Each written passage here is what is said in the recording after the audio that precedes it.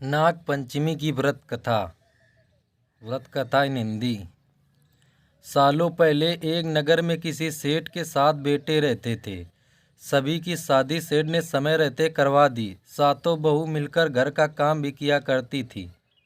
उन सभी में से सेठ की सबसे छोटी बहू खूब संस्कारी थी। एक दिन यूं ही काम करते हुए घर की बड़ी बहू ने अपनी देवरानियों से कहा कि घर को लीपने के लिए पीली मिट्टी नहीं है, जंगल जाकर मिट्टी लानी होगी। जेठानी के ऐसा कहते ही सभी उसके साथ घर लीपने के लिए मिट्टी लाने के लिए निकल गए। सभी खुरपी से मिट्टी निकाल ही रहे थे कि तभी सबसे बड़ी वाली बहू को एक नाग नजर आया। उसे मारने के लिए जैसे ही बड़ी वाली बहू ने खुरपी उठाई, वैसे ही सबसे छोटी बहू ने कहा, जेठानी जी इसे मत मारिए, इसकी कोई गलती नहीं, जंगल तो इसका घर है। अपनी देवरानी की बात मानकर उसने नाग को कुछ नहीं किया। तभी उस छोटी बहू ने नाग से कहा कि आप एक जगह पर अलग से बैठ जाइए, हम तब तक मिट्टी खोदते हैं, फिर आपके पास आएंगे। इतना कहकर सभी मिट्टी निकालने लगे और कुछ देर बाद घर चले गए। सभी के दिमाग से नाग वाली बात निकल गई थी। अगले दिन छोटी बहू को अचानक से याद आया कि उसने नाग को इंतजार करने के लिए कहा था। वो तुरंत अपनी सभी जेठानियों को अपने साथ लेकर नाग के पास चली गई। वहां देखा तो वो नाग उन सभी के इंतजार में उसी जगह पर बैठा हुआ था।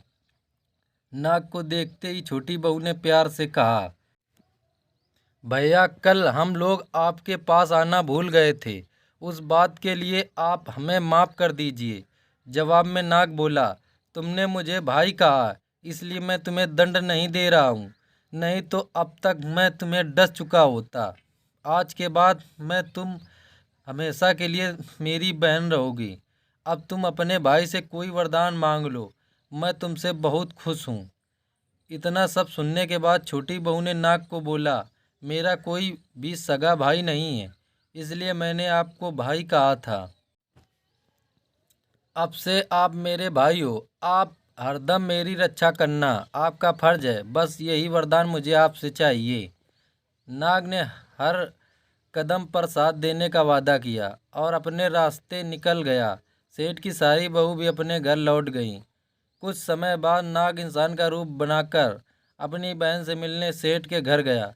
उसने सेठ से कहा कि मेरी छोटी बहन को बुला दो, वो आपकी छोटी बहू है। पहले तो उनके मन में हुआ कि बहू का कोई भाई ही नहीं था, ये कहाँ से आ गया।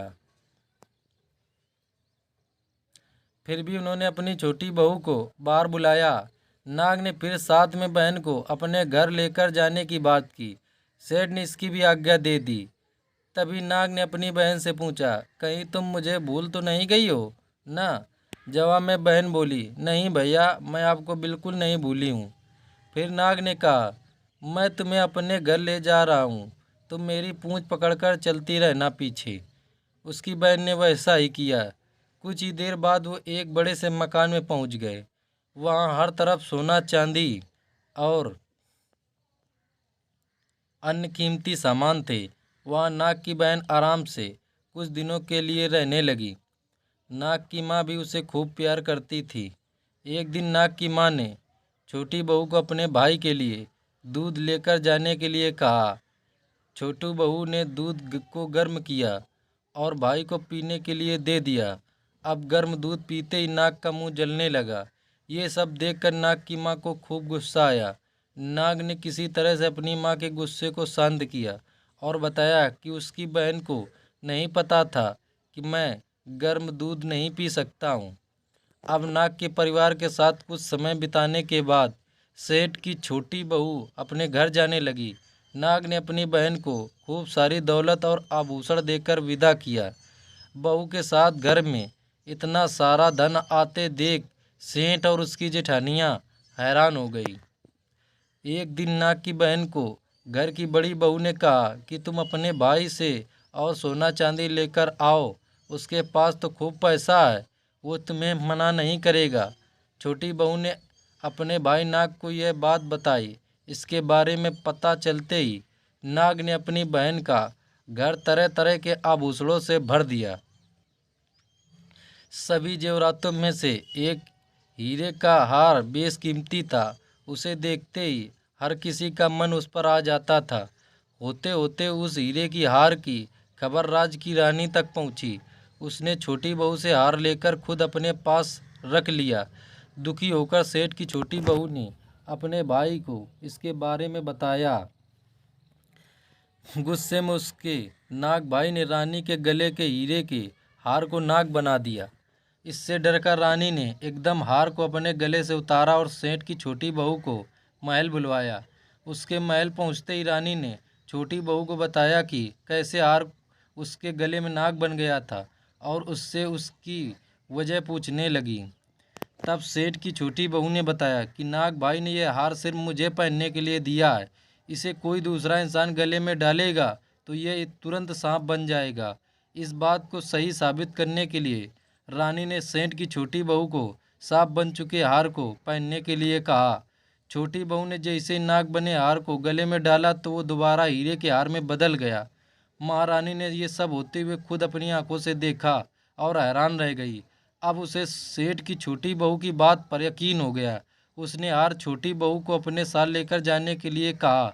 इतना सब होने के बाद रानी ने सेठ की छोटी बहू को कुछ सोने की मुद्राएं देकर महल से विदा कर किया। अब सेठ की छोटी बहू घर में सोने के सिक्के लेकर पहुंची। यह सब देखकर सेठ की बड़ी बहू को जलन होने लगी। उसने सोचा कि क्यों ना इसे कुछ किया जाए जिससे देवरानी परेशान हो जाए। उसने अपने देवर से पूछा, आखिर तुम्हारी पत्नी को इतने आभूषण धन ये सब कैसे मिल रहा है? तुम्हें उस पर ध्यान देना चाहिए। यूं ही तो कोई किसी को इतना सारा धन जेवरात और सोने के सिक्के नहीं देता है। पता करो कि आखिर क्या मामला है। भाभी से अपनी पत्नी के बारे में इतना सब सुनने के बाद उसके मन में अपनी पत्नी के लिए शक पैदा हो गया।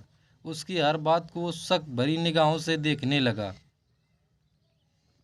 एक दिन इस बारे में उसने अपनी पत्नी से बात की। खुद के लिए अपने पति से ऐसा सब सुनने के बाद वो दुखी हो गई। उसने सीधे अपने नाग भाई से मुलाकात की और अपने पति द्वारा कही गई सारी बातों के बारे में बता दिया। अपनी दुखी बहन को देखकर नाग को भी गुस्सा आया।